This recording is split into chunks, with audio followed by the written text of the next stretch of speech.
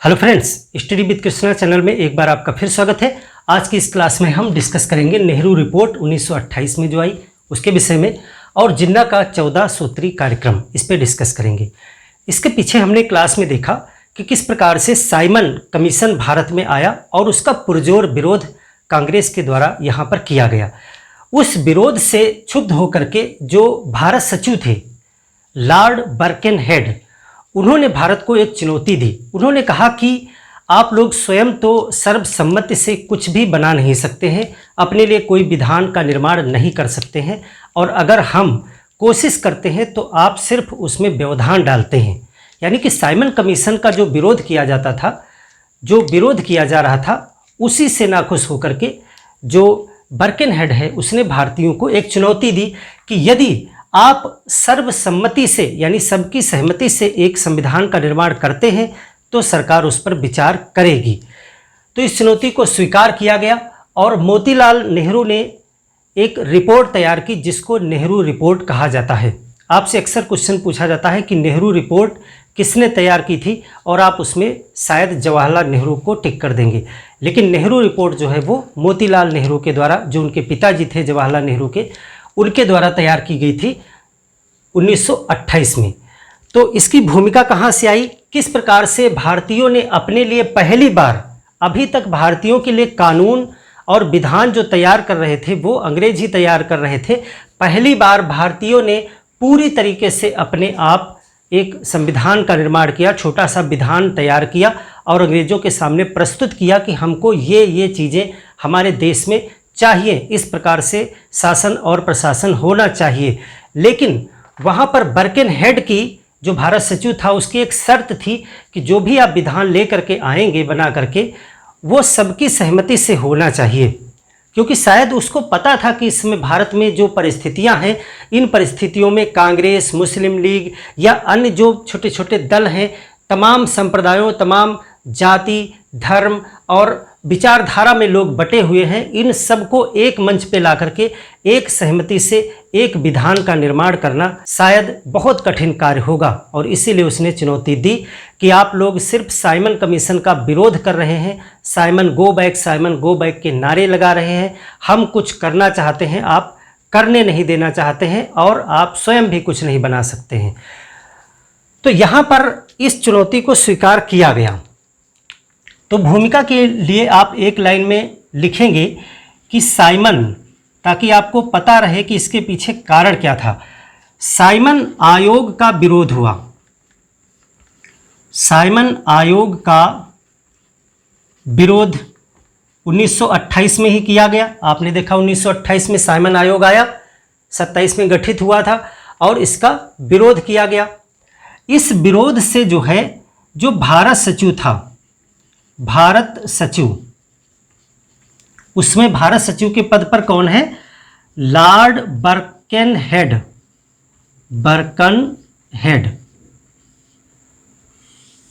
इसने भारतीयों को एक चुनौती दी।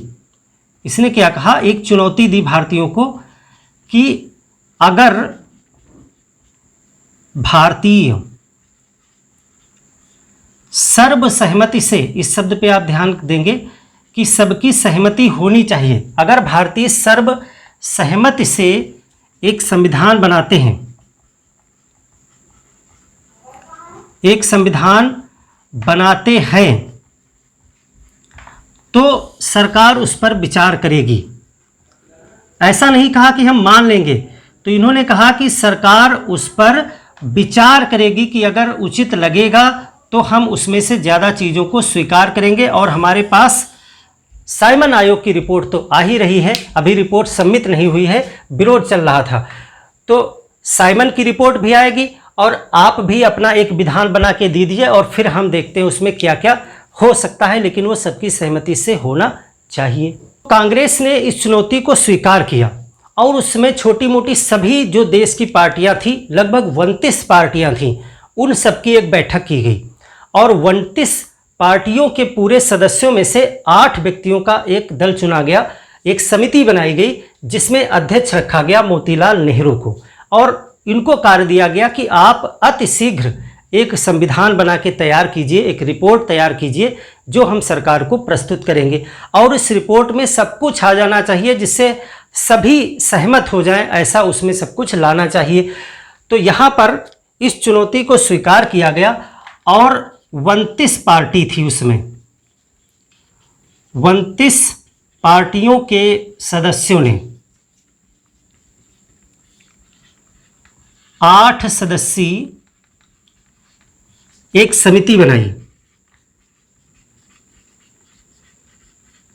बनाई, और इस समिति के जो अध्यक्ष थे वो बनाए गए मोतीलाल नेहरू। और इस समिति का काम था संविधान का निर्माण करना, और इन्होंने एक रिपोर्ट तैयार की। इस समिति ने मिलकर के एक रिपोर्ट तैयार की और इसी रिपोर्ट को कहा गया नेहरू रिपोर्ट। चूंकि ये अध्यक्ष थे इसीलिए इस समिति को नेहरू रिपोर्ट कहा गया। अब देखिए, हमने पढ़ा था कि साइमन ने भी अपनी एक रिपोर्ट बनाई थी। साइमन की रिपोर्ट में बहुत सारी चीज़ें आपको हमने बताई थी, वो उतना महत्वपूर्ण नहीं है जितना नेहरू रिपोर्ट, क्योंकि नेहरू रिपोर्ट भारतीयों के द्वारा बनाई गई एक रिपोर्ट थी। और इसका महत्व इसलिए है कि जो हमारा वर्तमान का संविधान है, जो आज हमारे देश में लागू है, उसमें बहुत सारी चीज़ें जो है वो नेहरू रिपोर्ट से प्रेरित हैं। नेहरू रिपोर्ट में उसमें से बहुत सी चीज़ें रखी गई थी, मूलभूत तौर से उनको लिया गया है। इसीलिए ये जो नेहरू रिपोर्ट है इसको वर्तमान संविधान का ब्लूप्रिंट भी कहा जाता है, अगर क्वेश्चन आपसे पूछा जाता है। तो ये नेहरू रिपोर्ट जो है इसको क्या कहते हैं, जो हमारा आज का संविधान है उसका ब्लूप्रिंट माना जाता है, संविधान का ब्लूप्रिंट, कि यहीं से जो है भारतीयों ने शुरू कर दिया था स्वयं से अपना एक संविधान बनाना, और उसका खाका खींच लिया था कि हम एक कैसे देश की कल्पना कर रहे हैं। तो इस नेहरू रिपोर्ट के विषय में पढ़ेंगे।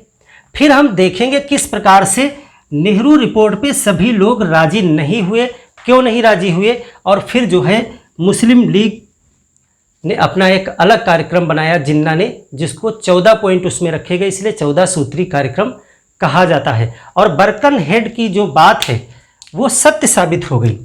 जो लॉर्ड बर्कनहेड ने कहा था कि अगर आप सर्वसहमति से बनाएंगे तभी माना जाएगा, अगर सब लोग सहमत नहीं होंगे तो उस पर विचार नहीं किया जाएगा। और अंत में वही हुआ, चूँकि मुस्लिम लीग उससे सहमत नहीं थी और भी काफ़ी लोगों ने उसमें हस्तक्षेप किया, इस वजह से नेहरू रिपोर्ट में विचार नहीं किया गया।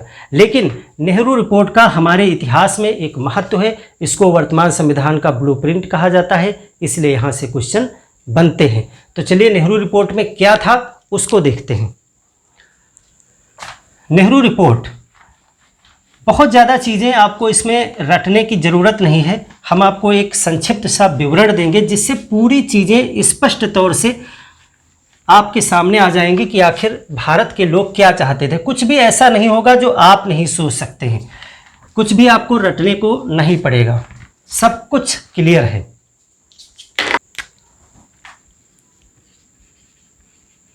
नेहरू रिपोर्ट 10 अगस्त 1928। डेट्स इंपॉर्टेंट नहीं है, हमने आपको पीछे भी बताया है, सिर्फ घटनाओं को अरेंज करने के लिए थोड़ा सा आपको आइडिया होना चाहिए कि ये घटना कब हो रही है। 10 अगस्त 1928। क्या क्या चीज़ें इसमें रखी गई नेहरू रिपोर्ट में? देखिए, सबसे पहले इन्होंने कहा कि स्वशासन की मांग भारत में बहुत दिन से चल रही थी। ये लोग चाहते थे कि भारत को स्वशासन मिले, भारत को एक डोमिनियन स्टेटस मिले, डोमिनियन स्टेट का दर्जा मिले। तो डोमिनियन स्टेट की मांग इन्होंने की। इन्होंने कहा कि जैसे कनाडा है, कनाडा, जैसे ऑस्ट्रेलिया है, आप इनके विषय में जानिएगा कि ये किस प्रकार के राष्ट्र हैं। जैसे कि आयरलैंड है, उस समय तक ये सभी डोमिनियन स्टेटस का दर्जा जो है मिल चुका था इनको, डोमिनियन स्टेट का दर्जा। तो कनाडा, ऑस्ट्रेलिया, आयरलैंड और दक्षिण अफ्रीका की तरह भारत को भी डोमिनियन स्टेट बनाया जाए, भारत को भी क्या बनाया जाए? डोमिनियन डोमिनियन स्टेटस प्रदान किया जाए या डोमिनियन स्टेट का दर्जा दिया जाए, डोमिनियन स्टेटस दिया जाए।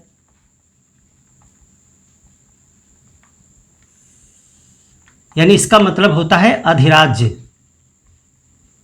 अधिराज्य, अधिराज्य का मतलब होता है एक बड़े राज्य के अंतर्गत छोटा राज्य जो स्वशासित हो। तो कनाडा था उस समय, ऑस्ट्रेलिया को मिल चुका था, आयरलैंड को मिल चुका था, दक्षिण अफ्रीका को ये दर्जा मिल चुका था।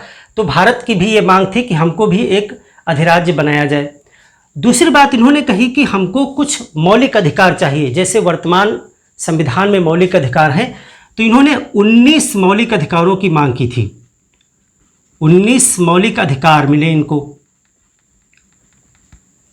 मौलिक अधिकार जैसे उदाहरण के लिए इन्होंने 19 के 19 आपको याद नहीं रखने हैं, लेकिन कुछ उदाहरण के लिए जैसे इन्होंने कहा कि कानून के समक्ष समानता,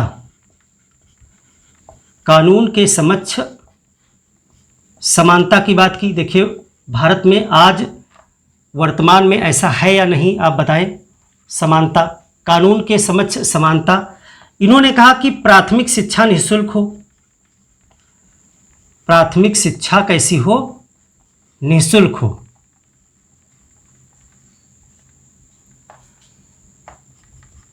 इन्होंने कहा कि हमको जो है धार्मिक स्वतंत्रता मिलनी चाहिए।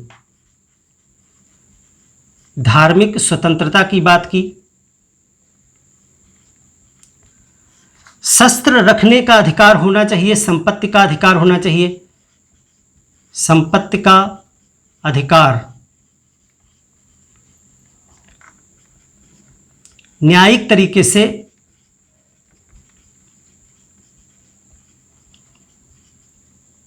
शस्त्र रखने का अधिकार होना चाहिए।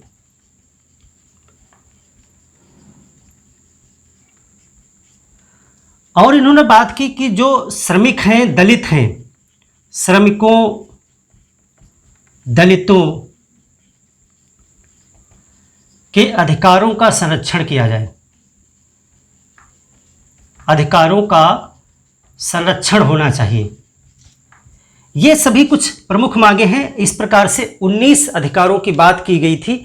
बहुत से इसमें और भी पॉइंट थे, जैसे कि एक और बिंदु नोट कर लें, संघ के गठन का अधिकार होना चाहिए, पार्टी बनाने का, संघ गठन का अधिकार। जैसे आज भी हमारे संविधान में ये अधिकार हमें मिले हुए हैं कि हम कोई संघ का निर्माण कर सकते हैं। तो 19 मौलिक अधिकारों की बात जो है इसमें की गई थी। इसके बाद इन्होंने कहा कि जो यहाँ पर पार्लियामेंटो सुधार से आपने देखा था, पृथक निर्वाचन मंडल की एक प्रथा यहाँ पर डाली गई थी। तो इन्होंने कहा कि जो पृथक निर्वाचन मंडल है इसको समाप्त किया जाए। पृथक निर्वाचन जो दिया गया था अलग अलग लोगों को, इसको पृथक निर्वाचन को क्या किया जाए? समाप्त किया जाए। और इसकी जगह कौन सी व्यवस्था लाई जाए? इसकी जगह पर जो है सीटों का आरक्षण आप कर दीजिए, सीटों का आरक्षण कर दीजिए, यानी कि सीटें आरक्षित हो, पृथक निर्वाचन नहीं होना चाहिए। और इन्होंने कहा कि संघीय शासन हो, संघीय शासन लगाया जाए और जिसमें देशी रियासतों को भी शामिल किया जाए। प्रांत तो है ही, इसमें कहा कि देशी रियासतों को भी शामिल किया जाए इसमें। और संघीय शासन में जो अवशिष्ट शक्तियां हैं वो संघ के पास होनी चाहिए।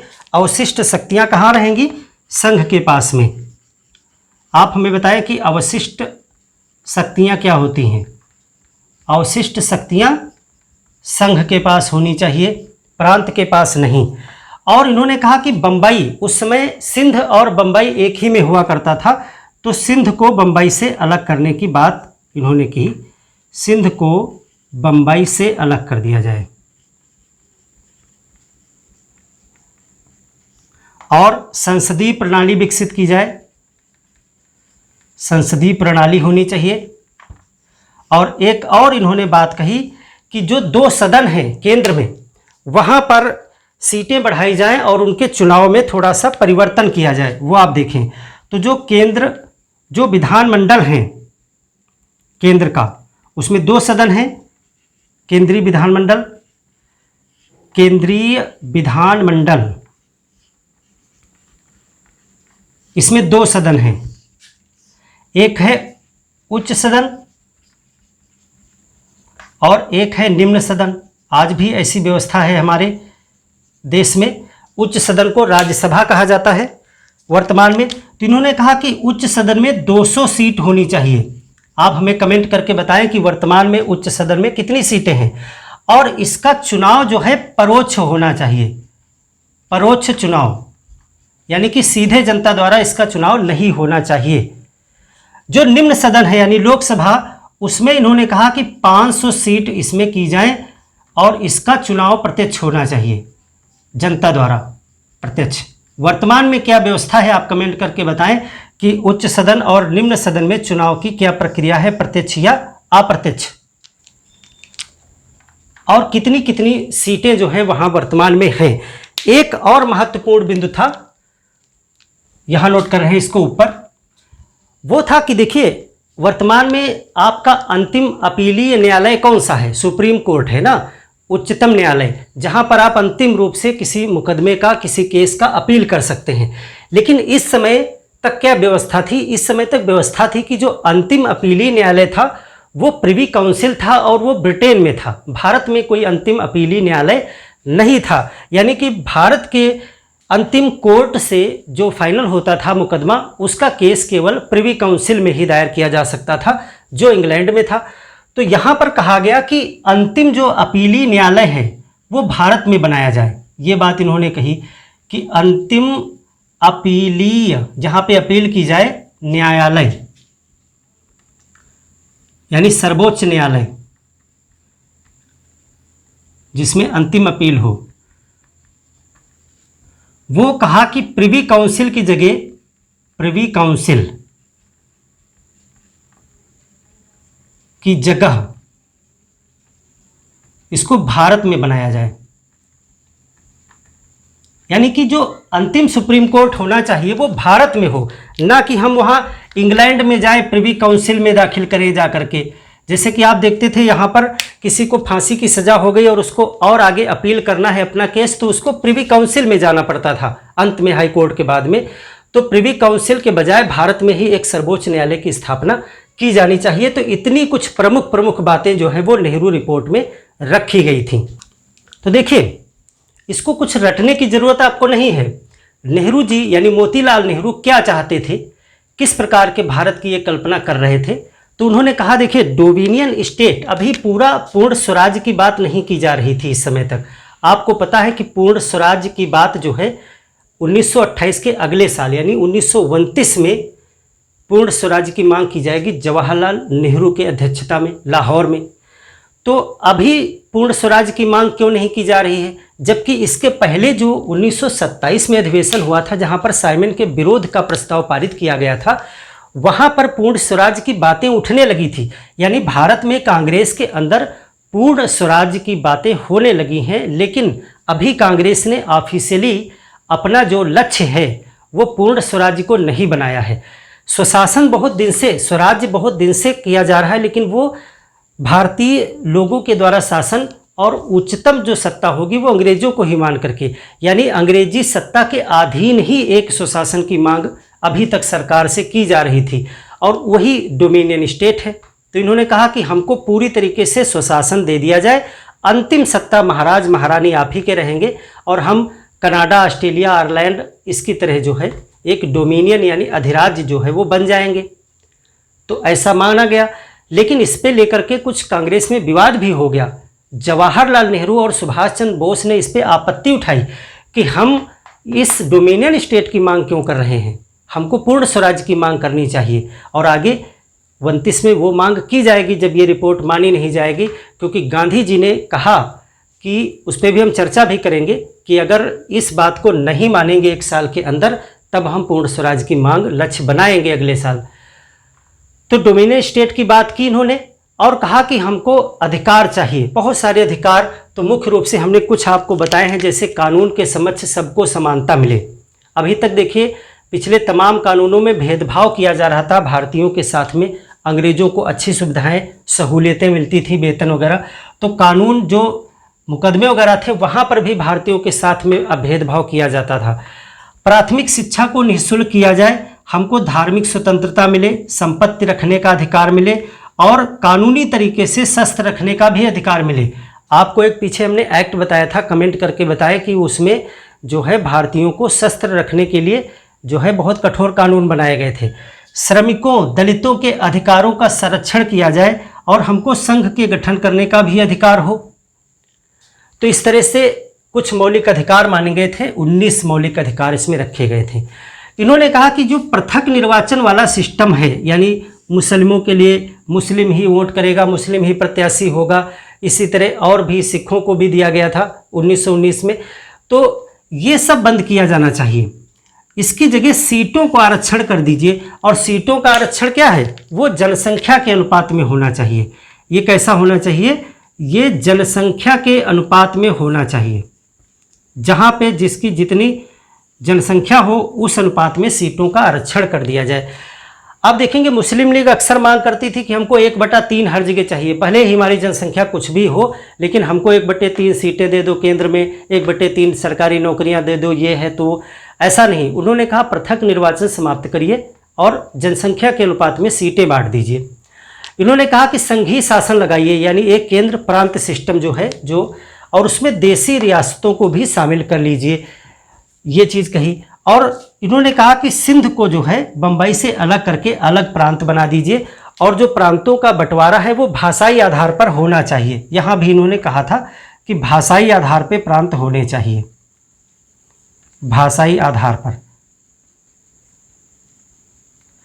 और संसदीय प्रणाली, कार्यपालिका व्यवस्थापिका जो आप देखते हैं, और केंद्रीय विधानमंडल में जो 2 सदन हैं वहाँ पर सीटों का बंटवारा इस हिसाब से हो, और चुनाव, परोक्ष चुनाव और प्रत्यक्ष चुनाव जो है अलग अलग रखा जाना चाहिए।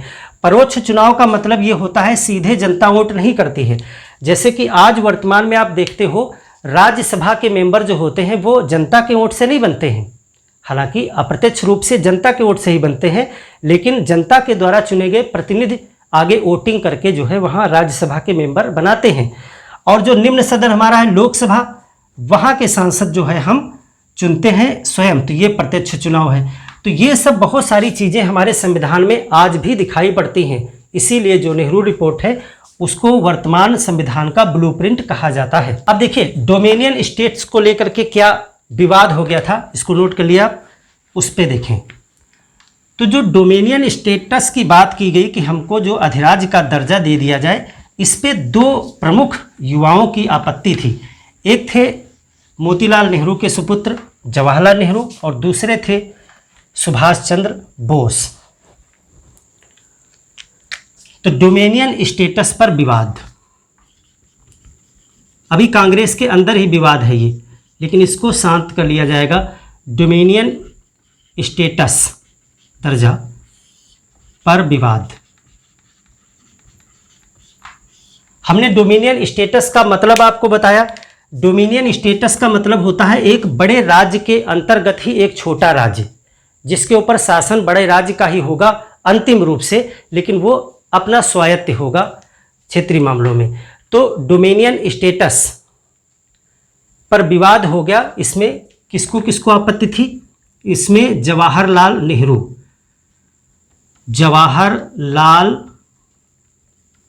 नेहरू और दूसरे थे सुभाष चंद्र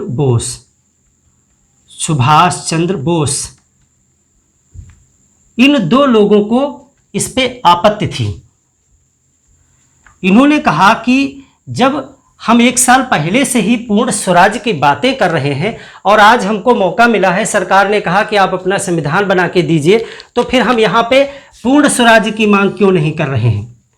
तो महात्मा गांधी ने इस पर समझाया इन लोगों को और कहा कि अभी सही समय नहीं आया है पूर्ण स्वराज का। तो इन लोगों की मांग क्या थी, इनको आपत्ति किस चीज पे थी, डोमिनियन स्टेटस पर। डोमिनियन स्टेटस यानी डोमिनियन स्टेट का जो दर्जा दिया जा रहा था उस पे इनको आपत्ति थी। तो इनकी मांग क्या थी, इनकी मांग थी पूर्ण स्वराज्य। ये कहते थे कि पूर्ण स्वराज की बात इसमें की जाए।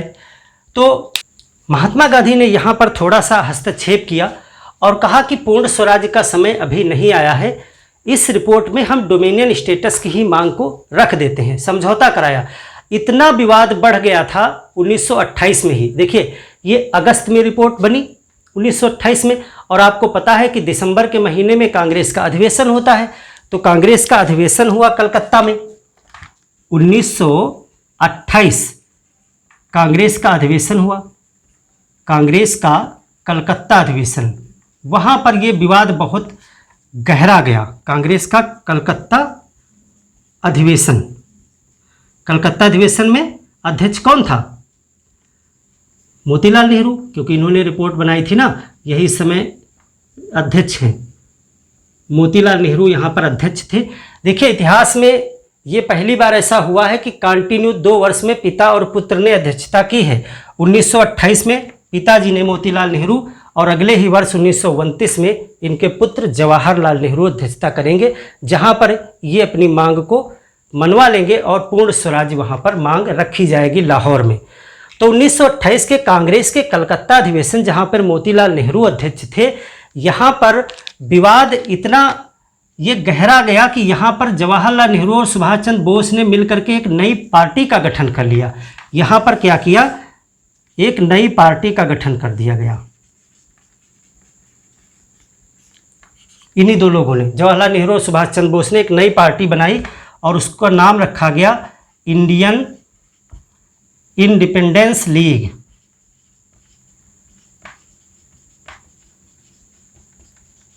का गठन। अब गांधी जी को बीच में आना पड़ा, क्योंकि इतना विवाद हो गया। तो गांधी जी ने एक प्रस्ताव रखा, गांधी जी ने समझौता कराया। समझौता क्या था?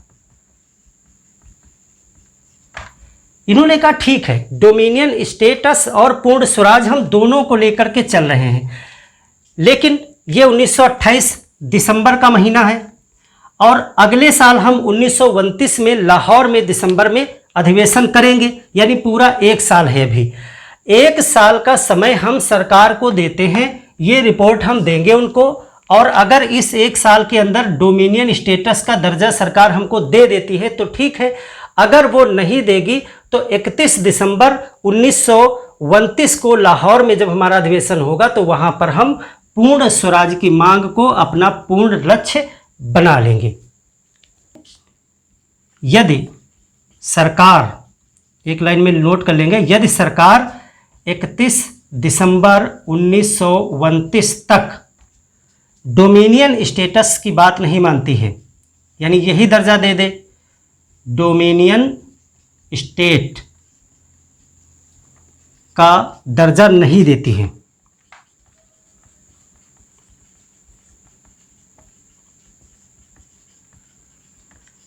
तब 1929 लाहौर अधिवेशन तय हो जाता था ना कि कहाँ पे अधिवेशन होगा। लाहौर अधिवेशन में पूर्ण स्वराज को हम लक्ष्य बना लेंगे, पूर्ण स्वराज्य लक्ष्य घोषित करेंगे। और आप देखेंगे कि सरकार तो मानेगी नहीं, तो अगले वर्ष जब 1929 में लाहौर में अधिवेशन होगा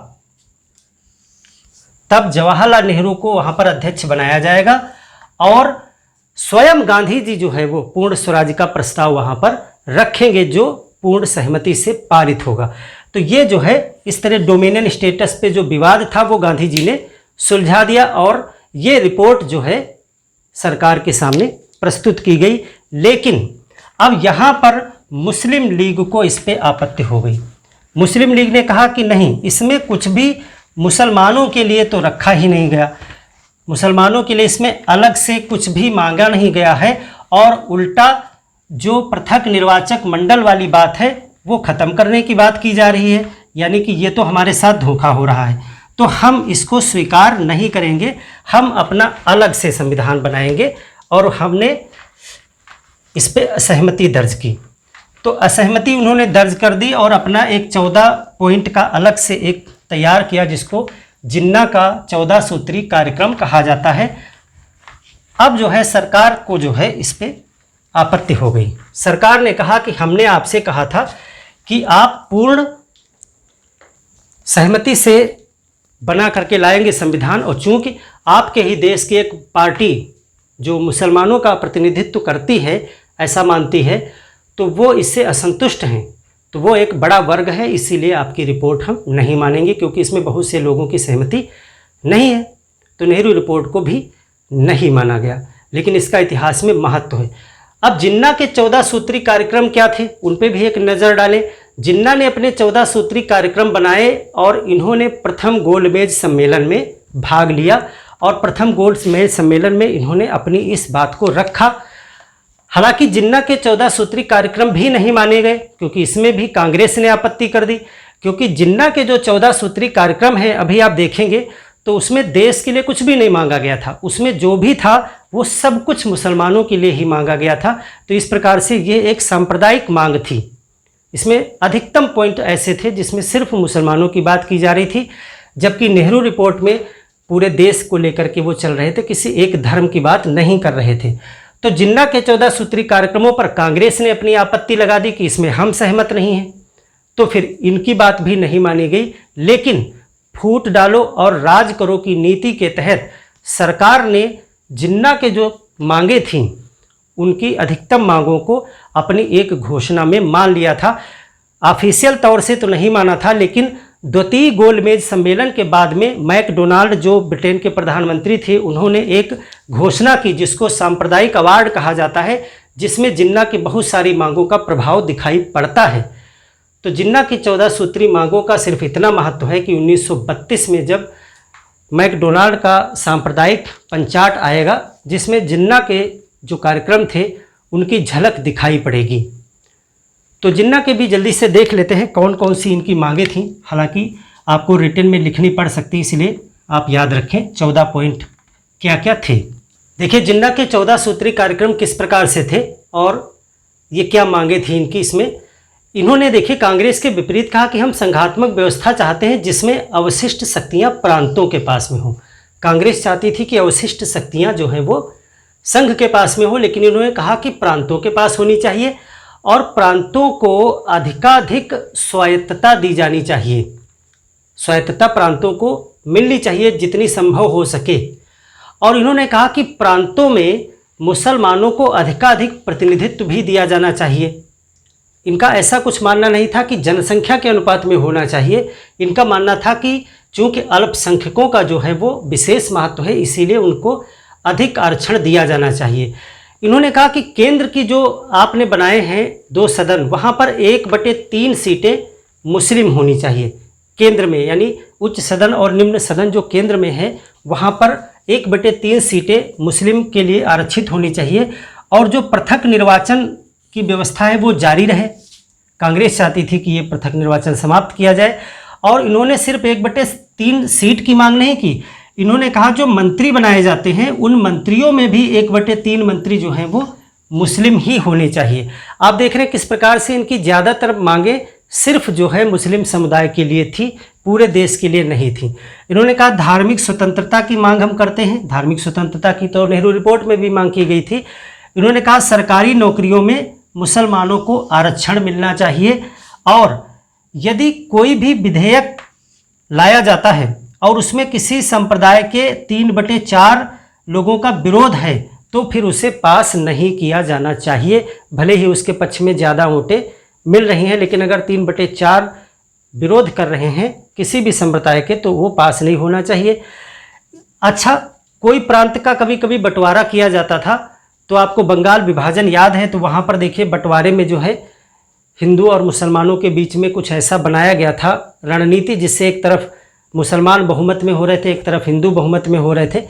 तो इन्होंने कहा कि प्रांतों का बंटवारा ऐसे ना किया जाए कि मुसलमानों की बहुलता पर फर्क पड़े, यानी कि अगर किसी जगह पर मुसलमान बहुसंख्यक हैं यानी हिंदुओं से ज़्यादा हैं, तो उस स्टेट को कुछ ऐसे न बांट दिया जाए कि मुसलमान किसी तरफ अल्पसंख्यक हो जाए, तो ऐसा बंटवारा नहीं होना चाहिए।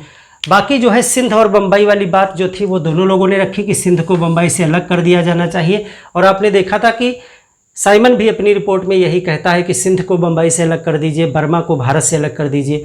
और इन्होंने कहा कि मुस्लिम जो भाषा है, संस्कृति है, उसका संरक्षण करने का जो है सरकार कार्य करे और सीमांत प्रदेश और बलूचिस्तान में सुधार करे, ये भी मुस्लिम बाहुल्य क्षेत्र ही थे।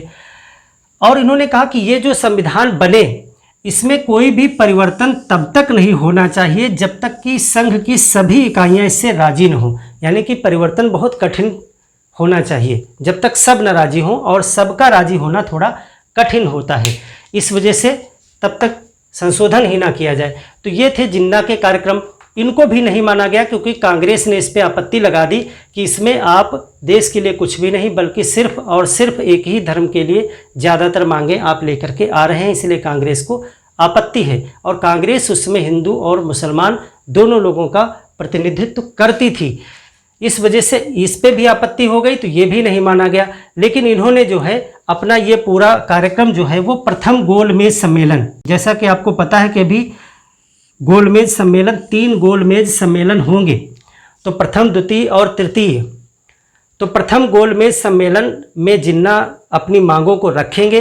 हालांकि ये मांगें स्वीकार नहीं की गई ऑफिशियली, लेकिन जब सेकंड गोलमेज सम्मेलन हुआ जिसमें महात्मा गांधी गए थे कांग्रेस की तरफ से, सेकंड गोलमेज सम्मेलन के बाद में प्रधानमंत्री जो थे मैकडोनाल्ड, उन्होंने अपना एक निर्णय किया था जिसको सांप्रदायिक निर्णय कहा जाता है, सांप्रदायिक पंचाट। तो उसमें जो है बहुत से प्रावधान किए गए थे, मैं आपको आगे बताऊंगा। उसमें दिखाई पड़ता है कि किस प्रकार से जो जिन्ना ने मांगे की थी वो अधिकाधिक रूप से उसमें शामिल कर ली गई थी और बहुत सी चीज़ों को मान लिया गया था जो सांप्रदायिकता को बढ़ाने वाली मांगे थी। इसीलिए जो है इसको सांप्रदायिक निर्णय कहा गया, सांप्रदायिक पंचाट या कम्युनल अवार्ड भी कहा जाता है इसको। तो इस प्रकार से नेहरू रिपोर्ट और जिन्ना के 14 सूत्री कार्यक्रम से अगर कोई क्वेश्चन बनता है तो आशा है आप उसे कर लेंगे। मिलते हैं एक और बेहतर क्लास में, तब तक के लिए धन्यवाद।